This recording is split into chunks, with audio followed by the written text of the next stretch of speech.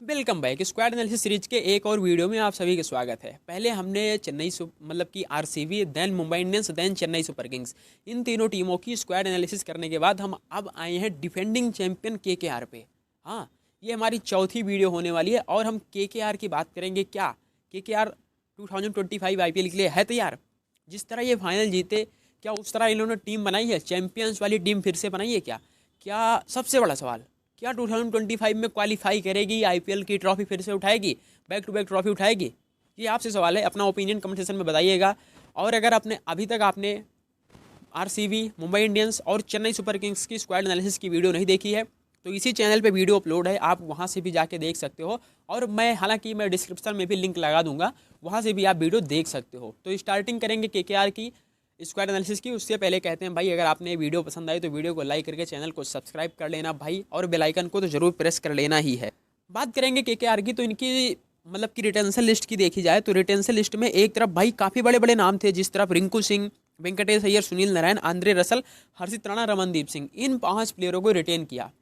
और भाई इनका रिटेंशन लिस्ट देख के हर कोई मतलब कि खुश था, एक तरह से बोला जाए तो, चाहे वो केकेआर का फैन हो। हाँ, केकेआर का फैन बहुत खुश था कि इनका रिटेंशन लिस्ट काफ़ी अच्छा है। लेकिन रिटेंशन लिस्ट के बाद जो 2 दिन का ऑक्शन टेबल हुआ, उस ऑक्शन टेबल पे केकेआर ने क्या चैंपियंस की तरह खेला है? क्या कुछ अच्छी बिडिंग की है? हालांकि मेरा पर्सनल मानना है कि इन्होंने बहुत अच्छी बिडिंग नहीं की है, बहुत अच्छी बाइज नहीं की है। और अगर आप केकेआर फैन हो तो आपका भी मानना होगा, क्योंकि इन्होंने बहुत बड़े बड़े प्लेयर को जाने दिया। Phil Salt, Mitchell Starc, Shreyas Iyer, ये 3 भाई मैच विनर प्लेयर थे। चलो श्रेयस अय्यर को छोड़ो तुम, लेकिन फिल साल्ट और मिचेल स्टार्क, इन दोनों को जाने देना केकेआर की बहुत बड़ी गलती है। मतलब कि फिल साल्ट को आई थिंक 11 से 12 करोड़ में आरसीबी लेके गई, और फिर 11 ही करोड़ में, मतलब कि 11.5 करोड़ में मिचेल स्टार को दिल्ली लेके गई। और सबसे घटिया बाई इन्होंने की 24 करोड़ दे के वेंकटेश अय्यर को, अप्रॉक्सीमेट 24 करोड़, 23 करोड़ समथिंग था, तो 24 करोड़ मान सकते हो। 24 करोड़ में वेंकटेश अय्यर को लेना वर्थ मुझे नज़र नहीं आता। बाकी आप क्या समझते हो, ये आपका ओपिनियन है, कमेंट सेक्शन में बताइएगा कि क्या वेंकटेश अय्यर को 24 करोड़ देना वर्थ लगता है? वेंकटेश अय्यर जहाँ पे लास्ट सीजन इस टीम के लिए एज ए इम्पैक्ट प्लेयर खेलते थे, हाँ, काफ़ी ज़्यादा ऑक्शन के बाद मतलब कि मामले में देखा जाए तो इन्होंने एक इम्पैक्ट प्लेयर के तौर पे जिसको खिलाते थे हर साल, उसको 24 करोड़ दे दिए। और क्या वो सच में सिर्फ एक इम्पैक्ट प्लेयर इन्फोर्सर हैं, जो पिछले सीजन का रोल उनका इम्पैक्ट प्लेयर के तौर पे था? और ऐसे खिलाड़ी पे आप 24 करोड़ कैसे दे सकते हो?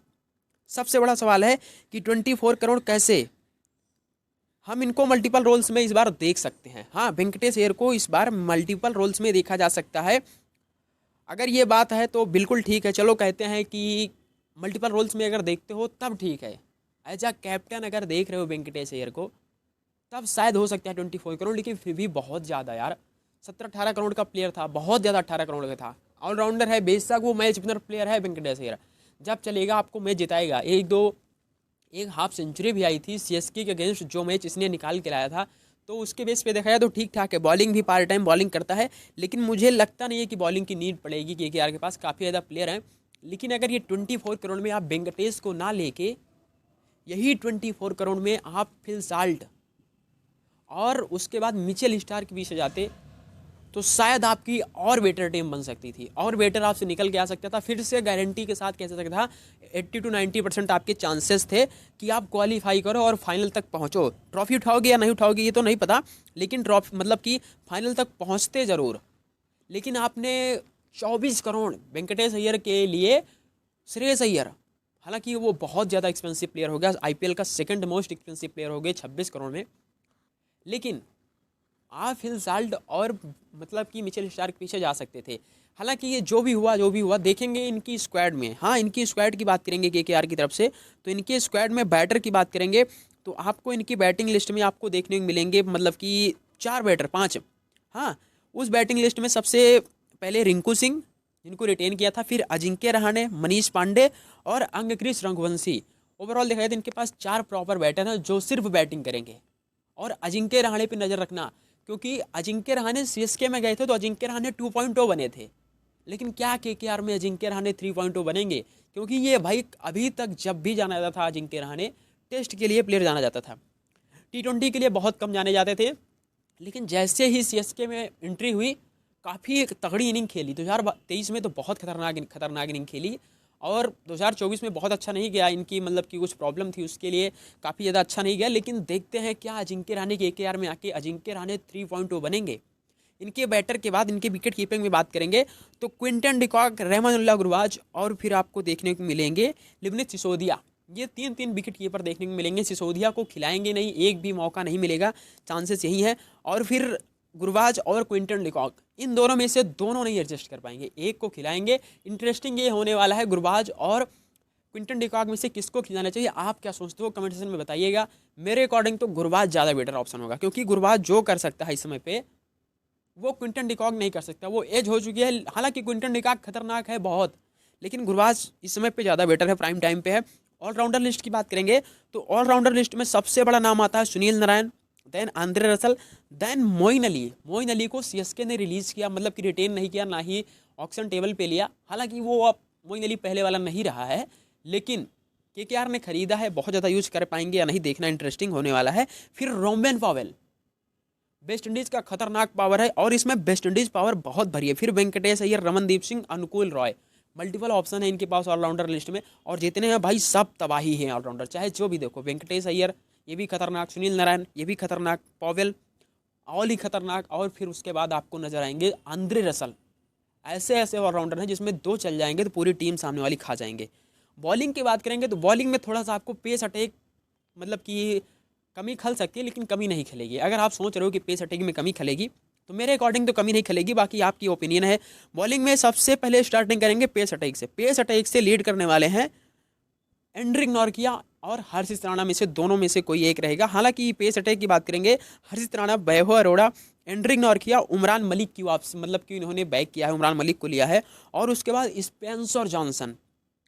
मिचेल स्टार की तो भाई कोई रिप्लेसमेंट है नहीं, ना अजिंक, ना तो नॉर्किया कर सकते हैं मिचेल स्टार की रिप्लेसमेंट, ना ही स्पेंसर जॉनसन कर सकते हैं।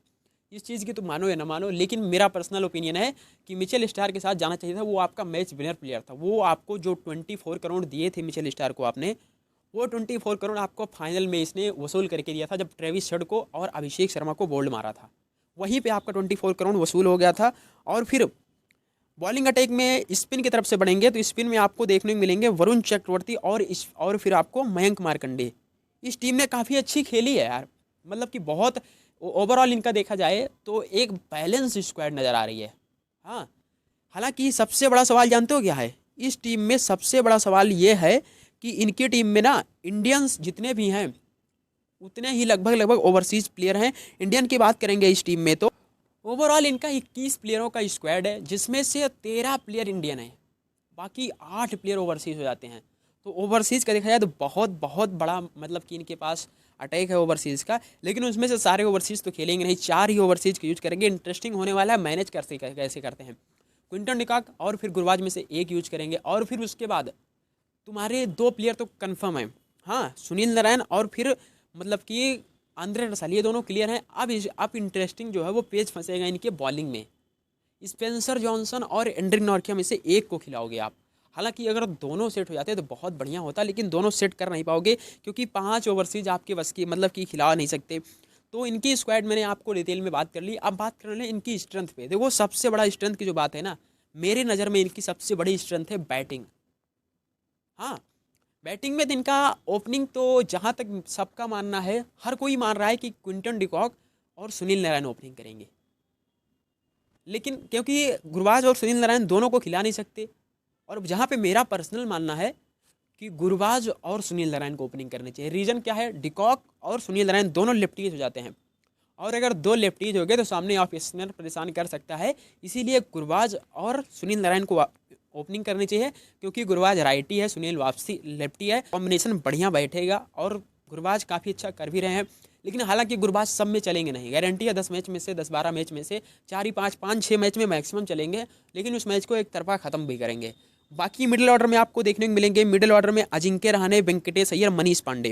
हालांकि तीनों का मौका बहुत कम चांसेस है कि मिलेगा। तीनों में से मौका मिलने वाला है वेंकटेश अय्यर को और अजिंक्य रहाणे को। और जो ये 2 प्लेयर हैं ना, इन दोनों पे नजरें रखना, फोकस बना के रखना। अभी आगे बात करने वाला हूँ। देखो ये तो इनका टॉप ऑर्डर बहुत बहुत मुझे खतरनाक नहीं दिख रहा, क्योंकि सुनील नारायण का फॉर्म है नहीं। आईपीएल के बाद इन्होंने ऐसे लीग मतलब कि यूआई लीग की खेली और फिर मतलब कि मेजर लीग खेली, जितने भी लीग खेल रहे हैं, और इनकी खुद की premier league Caribbean Premier League हुई, वहाँ पे बहुत अच्छा परफॉर्मेंस नहीं आई बैटिंग से, हालांकि बॉलिंग से बहुत अच्छा करे हैं, लेकिन मुझे बैटिंग से बहुत ज़्यादा फॉर्म नज़र नहीं आ रहा जिस तरह से इस सीज़न गया है। देखते हैं क्या करते हैं। लेकिन इनका जो मिडिल ऑर्डर है ना, रिंकू सिंह, रमनदीप सिंह और फिर आंद्रे रसल, ये 3 प्लेयर ऐसे हैं कि सामने वाली टीम को खा जाएंगे। जहाँ पे 160, 170, 180 पे रोक सकती थी सामने वाली टीम, इन तीनों की एंट्री होगी मिडिल ऑर्डर में और फिनिशर में, तो भाई ये सामने वाली टीम को फिनिश कर देंगे। हाँ, सामने वाली टीम को फिनिश कर देंगे। ये 180-90 रन वाली मैच को 220-230 तक लेके जाने का दमखम रखते हैं, क्योंकि भाई इन पे बहुत तगड़ा है इनका जो मिडिल ऑर्डर है। मुझे लगता है कि अगर ओवरऑल देखा जाए मिडिल ऑर्डर की लिस्ट में, तो आईपीएल 2025 की सबसे तगड़ी मिडिल ऑर्डर ना कोई है तो वो केकेआर की होने वाली है, क्योंकि जिस टीम में रिंकू सिंह 5 छक्के मार के जिताने वाला, आंद्रे रसल पे कोई डाउट है नहीं, और फिर रमनदीप सिंह भी हिटर है, तो मतलब कि इससे खतरनाक नहीं नजर आता मुझे किसी का भी मिडिल ऑर्डर। ये तो इनकी बैटिंग हो गई स्ट्रेंथ। दूसरी स्ट्रेंथ, सबसे बड़ी स्ट्रेंथ मुझे नजर आ रही है इनकी स्पिन अटैक, क्योंकि स्पिन अटैक की मैं बात क्यों कर रहा हूँ भी आगे आपको बताऊंगा। इनकी स्पिन अटैक में आपको देखने को मिलेंगे 3-3 स्पिन, दो स्पिन तो प्रॉपर हैं, एक वरुण चक्रवर्ती, दूसरा सुनील नारायण। इन दोनों स्पिनर को ऐसे स्पिन है कि इनके 8 ओवर खेलना ना सामने वाली टीम को जहर लगेंगे। हाँ, 8 ओवर खेलना सामने वाली टीम को जहर भी लगेंगे, और उसके बाद अगर चांसेस हुआ तो ये अनुकूल रॉय को भी खिलाएंगे, वो भी भाई पार्ट टाइम स्पिन भी करते हैं, और भाई मयंक मार्कंडे को भी इन्होंने बाई किया है, तो वो भी एक अच्छा खासा स्पिन है। इनके पास 4 स्पिनर हैं, और भाई इनके 7 मैच कहाँ पे होने वाले हैं? ईडन गार्डन्स पे। ईडन गार्डन्स के लिए जाना जाता है, ईडन गार्डन्स स्पिन अटैक के लिए जाना जाता है। जिस तरह चेपॉक, चेन्नई, लखनऊ, ईडन गार्डन्स और ईडन गार्डन्स, ये तीन टीमें हैं जो तीनों टीमों के पास स्टेडियम बहुत खतरनाक है, और तीनों स्टेडियम स्पिन अटैक होने वाले हैं। तो काफ़ी ज़्यादा इंटरेस्टिंग होने वाला है इनका स्पिन अटैक देखने के बाद, और मेरा मानना है कि इनका स्पिन अटैक बहुत अच्छा है, और 7 मैच में से ये कम से कम 5 मैच ईडन गार्डन्स पे जीतने वाले हैं अपने स्पिन अटैक के दम पे। बोलेंगे तो हमसे अच्छी स्पिन लेके आओ, जीत के जाओ। हालांकि इनसे अच्छी स्पिन अटैक मुझे नज़र नहीं आ रही। सीएसके की मान सकते हो अच्छी स्पिन अटैक है, और इससे बेटर इनकी स्पिन अटैक नज़र आ नहीं रही है, तो इनकी ये दूसरी बड़ी स्ट्रेंथ हो गई। और पेस में थोड़ा सा कमी खल सकती है मिचेल स्टार की, क्योंकि पेस में इनकी कमी खलेगी। मुझे इस टीम में बहुत ज़्यादा कमियां नज़र नहीं आ रही हैं। बस किसी चीज़ की सबसे वीकनेस की बात करेंगे, केकेआर की वीकनेस की बात करें तो इनकी वीकनेस में थोड़ा सा पेस अटैक नज़र आ सकता है। हर्षित राणा के पास बहुत ज़्यादा एक्सपीरियंस है नहीं, अगर पिटाई हुई तो बहुत खतरनाक पिटाई होगी, और सेम कंडीशन है वैभव अरोड़ा। हालांकि वैभव अरोड़ा काफ़ी अच्छी बैटिंग बॉलिंग करते भी हैं, और लेकिन इंटरेस्टिंग ये होने वाला है कि कैसे मैनेज करते हैं, क्योंकि इन दोनों को तो मैनेज करेंगे गारंटी, 100% खेलेंगे।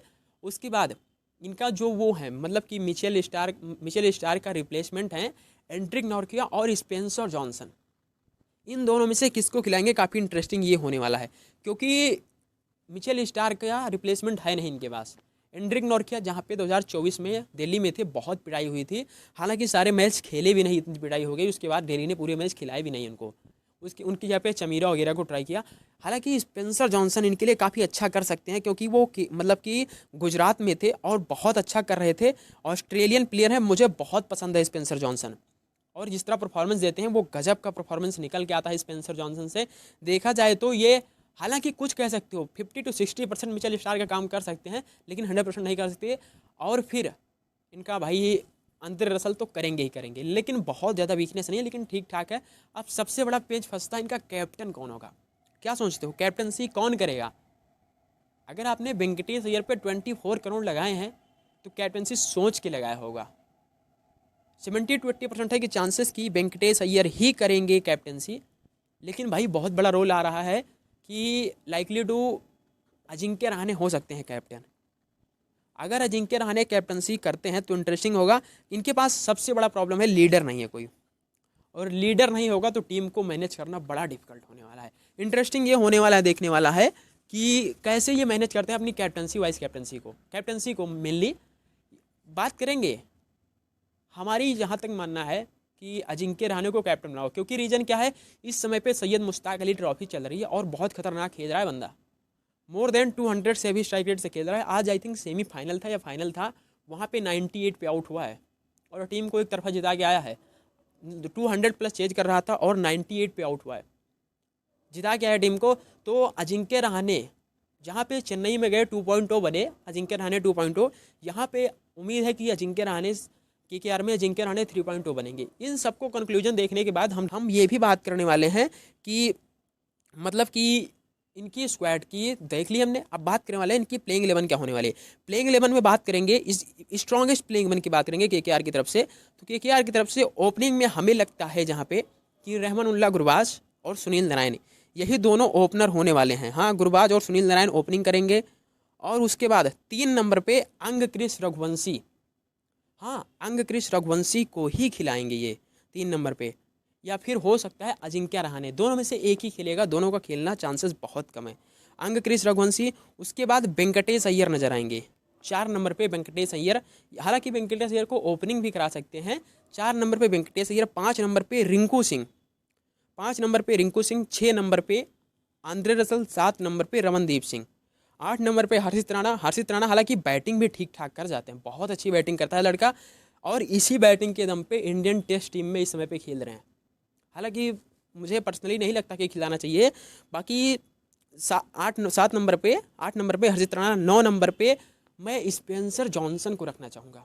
हाँ, स्पेंसर जॉनसन को मैं इसलिए रखना चाहूँगा क्योंकि एंड्रिक नॉर्किया से कहीं गुना बेटर हैं स्पेंसर जॉनसन। उसके बाद आपको देखने को मिलेंगे वैभव अरोड़ा को टीम में मैं रखूँगा। उसके बाद वरुण चक्रवर्ती, हाँ वरुण चक्रवर्ती तक तो ये बड़ी अच्छी प्लेइंग 11 बनती है, और ये काफ़ी अच्छी इंटरेस्टिंग प्लेइंग 11 बनती नज़र आ रही है केकेआर की। तो ये इनकी मतलब कि प्लेइंग 11 हो गई। अब इनकी बेंच प्लेयर की देखेंगे, बेंच के स्ट्रेंथ।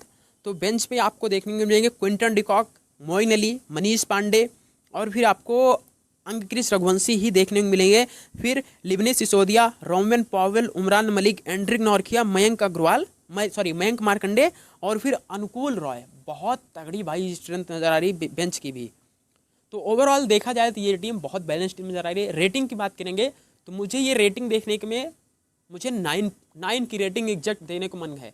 बाकी आप क्या सोचते हो कमेंट सेक्शन में बताना, कौन होने वाला है केकेआर का कैप्टन, आपकी क्या ओपिनियन है, कितनी रेटिंग देनी चाहिए, इन सभी का आप आंसर कमेंट सेक्शन में बताना। बाकी मिलते हैं किसी नेक्स्ट वीडियो में, तब तक के लिए